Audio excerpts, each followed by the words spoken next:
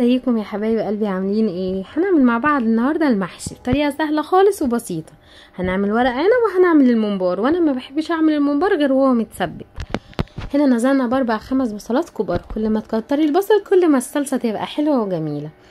ونزلت هنا بكام؟ ب2 كيلو طماطم. تمام، وزي ما انتم شايفين هنا الكبه كانت وقعت البتاع بتاعتها بتاعت السلاح، وانا كنت بدور والحمد لله لقيته. يعني هنا بقى بعد ما الطماطم اتسبكت خالص وما بقاش بقى فيها ميه غير حاجه ايه بسيطه خالص. تمام، نزلت عليها. بحب احط خضره وشبت وكزبره، بحب احط كل انواع الخضره، وبحب احط كمان نعناع، ده بيديها تيست عالي جدا. تمام، ونزلت عليها هنا اهوت بالملح. انت تحطي بقى الملح على قد ايه ما انتوا ما بتحبوها يعني، وظبطيه. تمام، احنا هنا بقى بنسيبها برده شويه تتسبك وتجيب بهارات. احنا بننزل ب7 بهارات يا جماعه. تمام، كانت معلقه صغيره وهرجع ازود تاني. وحطيت هنا شطه، حطيت هنا حوالي 3 معالق شطه، احنا بنحب الاكل حراق شويه. تمام، وهنزل برضو بالفلفل الاسود، وهنزل بقى بقرفه وجنزبيل. تمام اهو. تمام، صلوا على سيدنا محمد يا جماعه، صلاه تنحل بها العقد وتنفرج بها الكرب وتفتح لنا بها ابواب الفرج.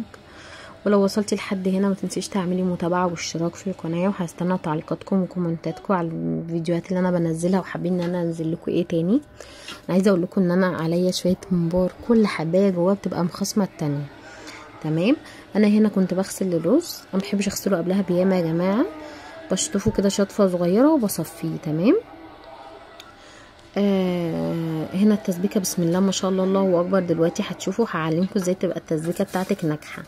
هنا احنا بنقلب الرز بقى. انت بتحطي الرز ده على حسب الكميه اللي انت عاملاها يا جماعه، يعني ملهاش شوفي انت هتعملي قد ايه وحطي عليه رز. تمام، وهنا حطيت حوالي نص كوبايه زيت. تمام، تختاري زيت ملهوش ريحه، يعني اختاري زيت كويس. هنا كنت بزود الملح عشان كانت ملحها قليل.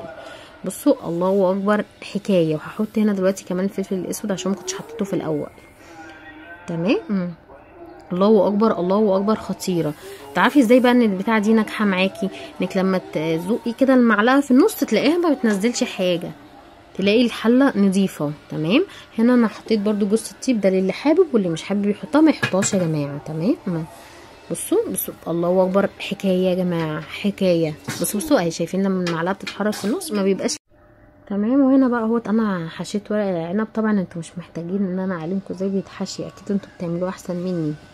تمام اهوت، انا لفيت بجيبها، بس اهم حاجه تعمليها على الوش الخشن وتخلي الوش الناعم ناحيه بره. رصيها بقى زي ما انت ما بتحبي ترصيها يا جماعه، هي بتبقى اذواق وبتبقى اختلاف. انا حطيت هنا في القعر جزرايه وطماطم وليمونيه، وحطيت فوقها كده كام ورقه ورق عنب. الليمونه اللي تحت دي بتخليها حكايه. انا هنا كان عندي شوربه الكوارع. تمام، شوربه الكوارع انا حطيت سويت بيها يومها ورق العنب حكايه. وعصري برضو على الوش ليمونه وغطيه بقى بطبق. تمام، وهنا حشينا بقى مع بعض بقى يا جماعه الممبار زي ما انا كنت منزله لكم في الريل. هو سهل، بتمسكيه بالصباع ده والصباع ده، واهم حاجه تكوني غسلاه كويس بليمون وملح ودقيق، وده بيخليه فله وما بيبقالهوش ريحه زفره ولا ليه ريحه اي حاجه. انا بحب احشيه بالطريقه ديت، هو بيختلف يعني كل واحد زي ما بيحب يحشيه. انا بحب احطه ما بين صباعيني كده واحشيه. وطبعا انتوا سامعين الدوشه دي بنتي. وهنا بقى بعد الممبار ما استوى كل حبايه مخصمه التانيه يا جماعه، وحمريه بقى في شويه زيت كده سخنين، واتفرجي ودوقي الحلاوه والطعامه والحلاوه، يعني حكايه. ماشي، انا هنا كنت بحمره زي ما انتم ما شايفين كده. انزلي بس بزيت سخن عشان ما يفرقعش. تمام، انزلي عليه بزيت سخن. اتفرجوا بصوا شايفين الحكايه، لونه حكايه وشكله خطير. لو عايزه تعمليه ممبار بوبس يا جماعه، حطي ما بين كل حته وحته كده خيطه. بصوا شايفين ورق العنب ده، وانا بقى بقلب ورق العنب برضه شيف برضه، ما انتوا فاكرين قشر كتكوت قلب ورق العنب، ومفيش ولا واحده اتحركت من مكانها غير كام واحده ورا كده، واحنا طبعا مداريينهم عشان الصوره.